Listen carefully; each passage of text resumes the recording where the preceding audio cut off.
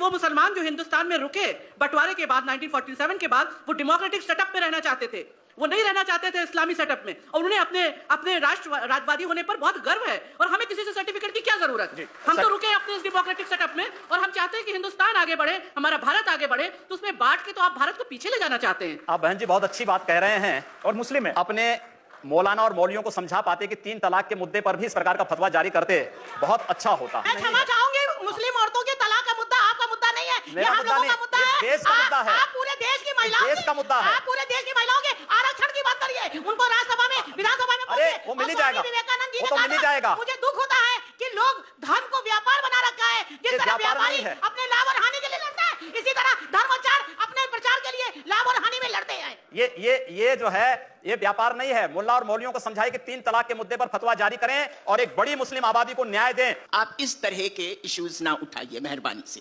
ये वो वक्त आ गया है कि आप देखें कि मुसलमान, औरतों का क्या मुद्दा, मुसलमान खुद मर्द भी एजुकेशन में कितने पीछे है। ये बात उन दलों को समझानी चाहिए जो मुसलमानों को केवल आजादी के बाद वोट बैंक बना करके रख दिए हैं। योगी जी से मैं सहमत हूं कि आप जो सवाल इनको कह रही हैं, ये उठाए मुसलमानों की गरीबी, गुर्बत और इसकी बात, वहां जो पार्टियां जो मुसलमानों को सदियों से, दशकों से वोट बैंक समझती है, वो पार्टियां भी वहां मुसलमानों के सिर्फ वोट बैंक समझती है, उनके विकास की बात कम करती है। चुनाव में रमजान के मौके पर, ईद के मौके पर टोपी लगाकर मुसलमानों के साथ तस्वीरें खिंचवाते नेता भी मुसलमानों का भला नहीं करते हैं। कोई बुरा नहीं किया।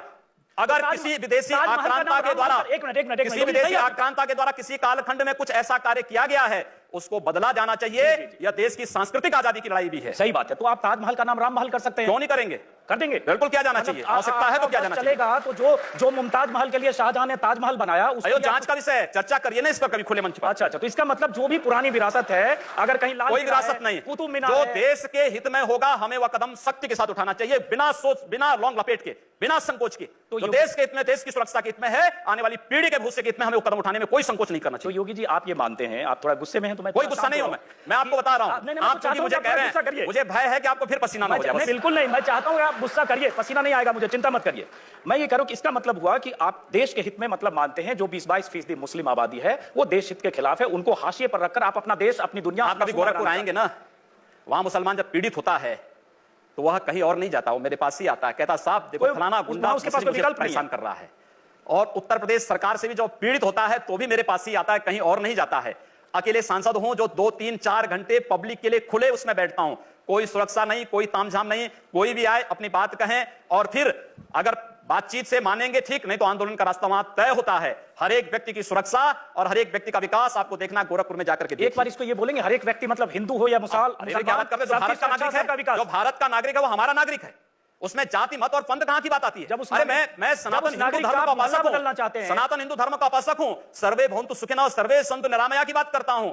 मैं किसी मत और मजहब का विरोधी नहीं, लेकिन जो भारत का विरोधी है मैं उसका विरोधी हूं। सर वो कोई भी हो, मैं उसका विरोधी हूं। योगी जी ठीक है, तालियां बजाइए आप लोग। योगी जी, उर्दू बाजार को हिंदी बाजार बताना या बदलवा देना, उर्दू हमारी पहचान हिंदी से है या उर्दू से? मैं आपसे पूछना चाहता हूं, आप फिर मुझसे उर्दू में ही पूछिए। मेरी भाषा हिंदी है, मैं उर्दू नहीं जानता हूं। तो फिर वहां के लोग भी हिंदी जानते हैं, मैं जानना हम हिंदी के नाम पर क्यों ना नाम रखें? सर सवाल तो मैं पूछ रहा हूं, जवाब आप देंगे। जिस दिन मैं आपकी तरह यहां आ जाऊंगा चुनाव लड़ने तो आप मुझसे पूछ लीजिएगा, आज मेरा दिन है। तो मैं ये पूछ रहा हूं कि योगी आदित्यनाथ जब पश्चिमी उत्तर प्रदेश में जिस ढंग से चुनाव प्रचार में जा रहे हैं, या पूर्वी उत्तर प्रदेश में जिस ढंग से आप चुनाव प्रचार करते हैं, और जाहिर है वहां आपकी फैन फॉलोइंग भी काफी है, क्या आपके दायरे में, आपकी राजनीति में मुसलमानों के लिए कोई जगह नहीं है? क्यों नहीं है? क्यों नहीं है? शाहनवाज हुसैन मेरे सबसे अच्छे मित्र हैं। अब डॉक्टर एपीजे अब्दुल कलाम को जब माननीय अटल बिहारी वाजपेयी जी ने राष्ट्रपति के लिए खड़ा किया था, सबसे पहला सांसद था जिन्होंने समर्थन किया था। भारत का मुसलमान डॉक्टर एपीजे अब्दुल कलाम बने, शाहनवाज हुसैन जैसा बने, पहला व्यक्ति रहूंगा जो समर्थन करेगा। लेकिन अगर यहां पर कोई ओसामा बिन लादेन को और औरंगजेब जैसे दुर्दांत लोगों को अपना आइकॉन मान करके भारत के अंदर पाकिस्तान का झंडा लहराएगा, तो फिर उनके उन विषैले फनों को सख्ती के साथ कुचलने के लिए भी सबसे पहले योगी आदित्यनाथ। यकीनन अगर भारत में कोई पाकिस्तान का झंडा लहराने की घटनाएं हुई हैं, करेगा, लेकिन ये कहकर आप पूरी आबादी को ये नहीं, पूरी आबादी की बात नहीं की भारत में पूरी आबादी की बात नहीं। एक बार हम सवाल लेते हैं। आप जिन हिंदू हितों की बात कर रहे हैं, उनमें से बहुत से हिंदुओं को, जैसे मैं भी हिंदू हूं, बहुत से हिंदुओं को लगता है कि राम मंदिर की याद आप लोगों को सिर्फ चुनाव के वक्त आती है।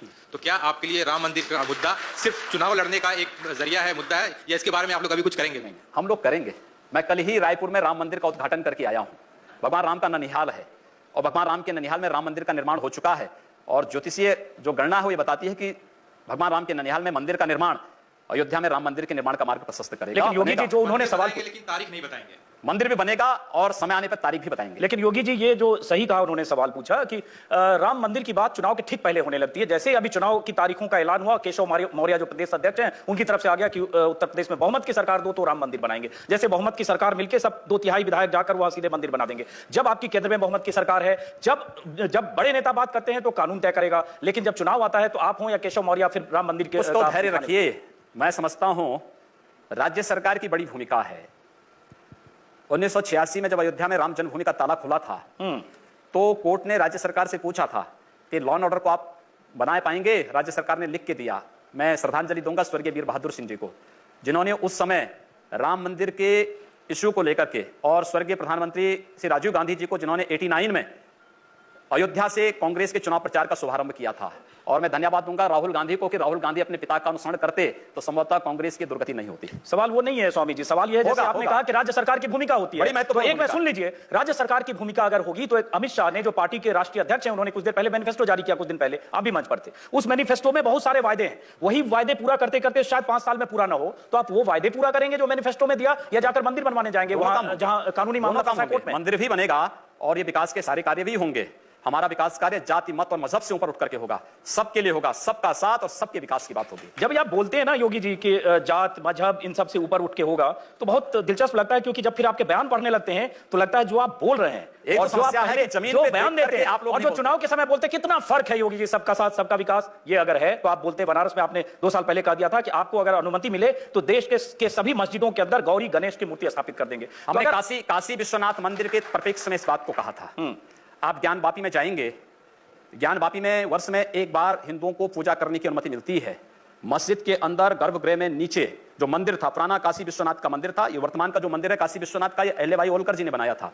लेकिन काशी विश्वनाथ का जो मुख्य मंदिर था, ज्ञानवापी मस्जिद उसी के ऊपर बनी हुई है। क्योंकि आप पूरे ज्ञानवापी के चारों तरफ देखेंगे, सभी हिंदू देवी देवताओं की मूर्ति लगी हुई है। सारा जो आर्किटेक्ट है वो सब वही प्राचीन है। योगी जी मुझे लगता है ये जो उकसावे की राजनीति है ना, इस राजनीति से कहीं न कहीं कई बार मोदी भी दूर हटना चाहते हैं, और आप लोगों के खासतौर से उकसावे की राजनीति, उकसावे के बयान, इसलिए कई बार प्रधानमंत्री मोदी ने भी नसीहत दी है कि बीच बीच में लोग ऐसे बयान देकर एजेंडा को डिरेल कर देते हैं, तो उन नसीहतों का भी कोई फर्क नहीं पड़ता है आप लोगों पे? मैं नहीं समझ पा रहा हूं कि आखिर जहां पर बहुसंख्यक समाज को मारा जा रहा हो या उनको पलायन करने के लिए मजबूर किया जा रहा हो, स्थानीय राज्य सरकारें निकम्मी होकर के इन सब बातों की अनदेखी कर लें, अनसुनी कर दें, तो फिर वहां पर पब्लिक की जिम्मेदारी क्या बन जाती है? मुझे तो लगता है कि आपका वक्तव्य ऐसे लगता है जैसे आप चाहते हैं कश्मीर की तरह सब लोग पलायन करके भाग जाओ। जी नहीं, मैं सरकार और सिस्टम को तोड़कर कोई आदमी कानून अपने हाथ में डंडे से सरकारें जिस तरीके से उत्तर प्रदेश के अंदर पिछले 14 वर्षों से चली हैं, आप कोई व्यवस्था लागू करते हैं, कहते हैं कि साहब कन्या विद्याधन लागू करेंगे, लेकिन साहब नहीं मुस्लिम कन्याओं को मिलेगा, हिंदू कन्याओं को नहीं मिलेगा।